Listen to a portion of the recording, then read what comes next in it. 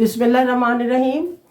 Viewers, आज आपके साथ जो हम डिस्कस करेंगे ये सोलर एक्लिप्स के बारे में है। और सोलर एक्लिप्स जो है ये साल का दूसरा सोलर एक्लिप्स होने जा रहा है 25 अक्टूबर 2022 को। जी हाँ, ये 2022-25 का जो सोलर एक्लिप्स है ये आप समझ लें कि उसमें इसका पार्शियल सोलर इक्लिप्स होगा और ये कुछ हिस्सों में दिखाई देगा और कुछ में नहीं। और जिन हिस्सों में दिखाई देगा, जिन कंट्रीज़ में, उसमें ज़्यादातर जो है ना हमारे पड़ोस के ममालिक हैं और यूरोपियन कंट्रीज़ हैं। और इस यूरोपियन कंट्रीज़ में Europe, central Asia, western Siberia and north east of Africa and Pakistan और इंडिया, ये इन जगहों पे दिखाई देगा।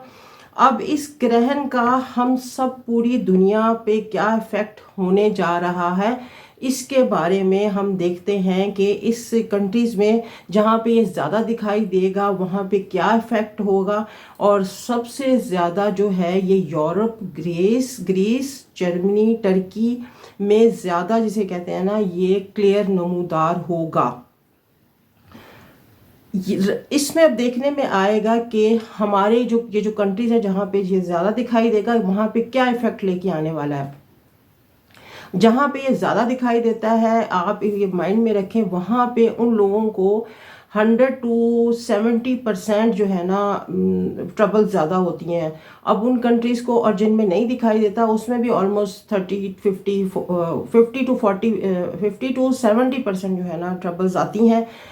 इक्लिप्स नज़र आए या नहीं आए, लेकिन ये है कि इसका हम पे इफ़ेक्ट होता ही होता है।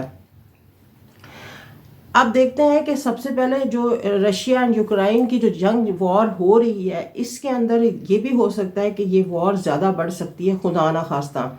अब ये सारी कैलकुलेशन है, हम एक उसमें लेके आते हैं कि कैलकुलेशन क्या है। इन कंट्रीज़ में ज़्यादा, जिसे कहते हैं ना, ये बढ़ सकती है, इसमें और भी कंट्रीज़ जो है ना इन्वॉल्व हो सकती हैं। ये यानी कि खुदा ना खास्ता ये वॉर ज़्यादा बढ़ सकती है। और ये भी एक आपकी नॉलेज में ये होना चाहिए कि जब भी सूरज राहु या केतु के साथ में होता है तो ग्रहण होता है।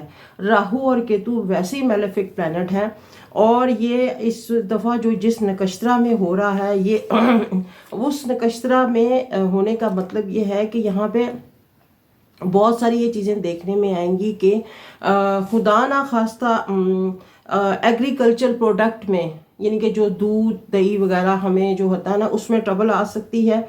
और एनिमल के जो फूड में है वो ट्रबल आ सकती है। और इसके अलावा जानवरों में कुछ बीमारियां नज़र आ रही हैं जिसकी वजह से हो सकता है खुदा ना खास्ता साउथ अफ्रीका वगैरह में, जिसे कहते हैं कि इन जानवरों की बीमारियों की वजह से उसमें बहुत ज़्यादा उनकी डेथ हो जाए, खुदा ना खास्ता।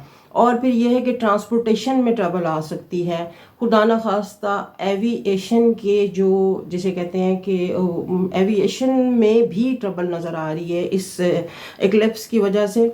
और जिसे हम कहते हैं कि एयर कार्गो में तकलीफ़ हो सकती है। और जब एयर कार्गो और ट्रांसपोर्टेशन में तकलीफ़ होती है तो फिर इसका मतलब ये होता है कि फिर हम तक फूड और दूसरी चीज़ें पहुंचना थोड़ा सा डिफ़िकल्टीज़ में आ सकती हैं। अब इसके अलावा ये भी देखा गया है कि जिन कंट्रीज़ में ऑलरेडी सिविल वॉर या गवर्नमेंट में हालात पेचीदा हैं वहाँ ज़्यादा मसाइल बन सकते हैं। पाकिस्तान की गवर्नमेंट को भी खुदा ना खास्ता ख़तरा या किसी के डीसीट होने का भी ख़तरा, खुदा ना खास्ता किसी सीनियर, खुदा ना खास्ता मेरे मुंह में खाक, अव्वल तो ये है कि मेरा कोई भी रब मेरी बात सच ना करे, लेकिन ये कैलकुलेशन है जो हम आप तक पहुंचा रहे हैं। पाकिस्तान के किसी सीनियर पॉलिटिशियन को ख़तरा है, उसकी खुदा ना खास्ता डेथ हो सकती है, या ये है कि उसको डीसीट होने का भी ख़तरा है। अब इसके अलावा ये भी देखने में आ सकता है कि इंडिया पाकिस्तान या इंडिया चाइना, इंडिया पाकिस्तान या इंडिया चाइना, इनके जो, जिसे कहते हैं ना, वो हैं बॉर्डर्स हैं, इस पे कोई हमें बहुत ज़्यादा कोई डिज़ास्टर वगैरह होने का ख़तरा है और लोगों की खुदा ना खास्ता कैजुअलिटीज़ हो सकती हैं। अफ़गानिस्तान जो है ना वो उसके नॉर्थ वेस्ट बॉर्डर पे भी पाकिस्तान को ख़तरा है। اس کے علاوہ یہ ہے کہ یہ ایک ایسی چیز بھی نظر آ رہی ہے کہ نیچرل کلائمیٹ کی وجہ سے، چینج کی وجہ سے بھی نہ کوئی ڈیتھ وغیرہ لوگوں کی یا کچھ اس طرح کی ان کو ٹربلز بنتی نظر آ رہی ہیں، وہ یہ بھی ہو سکتا ہے۔ اب اس کے علاوہ یہ بھی اور ہو سکتا ہے کہ مڈل ایسٹ، عراق، ایران اور جن ممالک میں واضح نہیں بھی ہوگا وہاں پہ بھی یہ ٹربلز جو ہے نا کریٹ کر سکتا ہے۔ اور اس کے علاوہ یہ ہے کہ ریسرچ سے یہ بھی پتہ چلا ہے کہ جہاں جسے کہتے ہیں نا مطلب رزلٹ جہاں نظر نہیں آ رہا وہاں پہ بھی اس کے رزلٹ اور آفٹر افیکٹس ہوتے ہیں۔ اگر ہم اس کو ڈی کوڈ کرتے ہیں کہ یہ جو گرہن لگ رہا ہے اس دن کے ہم اس کے اس دن کے چارٹ کو ہم ڈے کے چارٹ کو کلپس کے چارٹ کو ہم ڈی کوڈ کرتے ہیں تو پھر ہمیں پتہ چلتا ہے کہ اس کا جو ہے نا یہ کیتو کے سواتی نچھترا میں ہونے کی وجہ سے یہ کلپس جو ہے نا یہ ساؤتھ ویسٹ جسے کہتے ہیں نا جو کنٹریز کے ساؤتھ ویسٹ، آپ نے جہاں بھی آپ رہتے ہیں آپ اپنی کنٹریز کے ساؤتھ ویسٹ بارڈرز کو آپ چیک کریں، وہاں پہ کوئی خطرہ ہو خطرناک چیزیں یا کوئی خدا نخواستہ ایسی چیزیں ہو سکتی ہیں۔ اب اس کے علاوہ یہ کہ یہ سواتی اور کیتو کا جو نکشترا ہے اس کی وجہ سے امریکہ کے ایریزون، نیو میکسیکو اور اس کے علاوہ یہ ہے کہ یہ نائجیریا وغیرہ کی جیسے کہتے ہیں نا اس پہ افیکٹ ہو سکتا ہے۔ یہاں پہ میں نے کہا کہ ساؤتھ افریقہ کے جنگلوں میں یہ وہاں پہ اینیملز ہیں اور لائف سٹاک جدھر بھی ہے ان کو یہ اس کی وجہ سے خطرہ ہوگا، ان میں کوئی بیماریاں زیادہ پیچیدہ پھیلنے کا خطرہ ہوگا۔ اور اس کے علاوہ یہ ہے کہ گرہن کے دن جو یہ سیزن یعنی کہ 15 آپ سمجھ لیں کہ 15 اکتوبر کے بعد آپ لوگوں کو بہت زیادہ سنبھل کے چلنا ہوگا۔ اور اس سنبھل کے چلنے میں ایک اور چیز بھی ہے کہ آپ کو اپنے ڈیسیژنز جو ہیں بڑے سمجھداری سے لینے ہوں گے، اور کس لوگوں پہ کتنا زیادہ افیکٹ آئے گا یہ برج میں آپ کو جو بتانے جا رہی ہوں اس کو آپ اپنی اس میں آسان لفظوں میں آپ کیلکولیٹ کر لیں تو آپ کو زیادہ سمجھنے میں آسانی ہوگی کہ 12 برج کے لیے یہ کیسا جانے والا ہے۔ سب سے پہلے تو ہم دیکھ لیتے ہیں کہ جو ہے نا یہ اب مون کی راشی سے میں بات کر رہی ہوں، زوڈک سائن جو ویسٹ کے ہیں اس سے نہیں میں بات کری۔ سب سے پہلے تو ہم دیکھیں گے کہ ارتھ سائن، اب آپ اپنے آپ کو چیک کر لیں، اس میں سے جیمنائی، لیبرا، ایکویریس کو تو نہ خدا نہ خواستہ جیمنائی، لیبرا اینڈ ایکویریس کو 100% پرابلم ہو سکتی ہے۔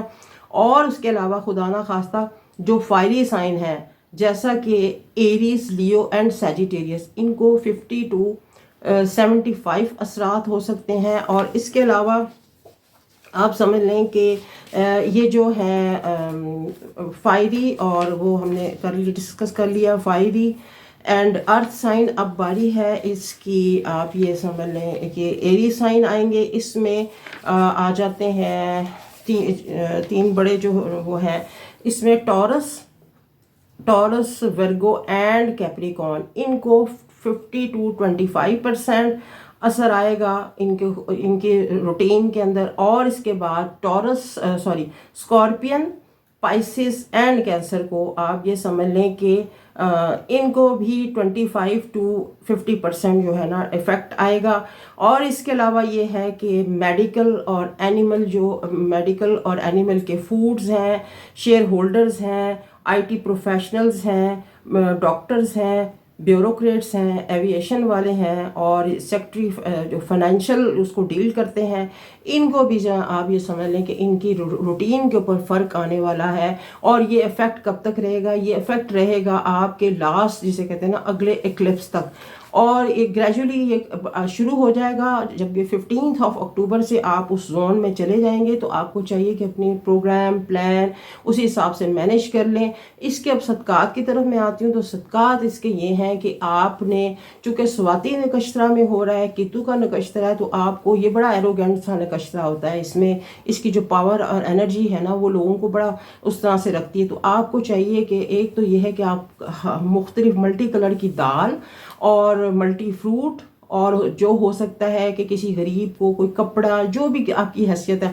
یہ آپ نے 24 اکتوبر کو پاس رکھ لینا ہے، اور یہ آپ نے 25 اکتوبر کی شام کو یہ جو ہے نا کسی کو دے دینا. اور اس کے علاوہ یہ ہے کہ سورہ کوثر کا ورد جاری رکھیں، اور یہ ہے کہ لوگوں کے ساتھ بڑا اچھا بیہیویئر اور وہ رکھیں، تو انشاءاللہ یہ وقت گزر جائے گا. اور نبی پاک صلی اللہ علیہ وسلم بھی اس سے بہت گھبراتے تھے.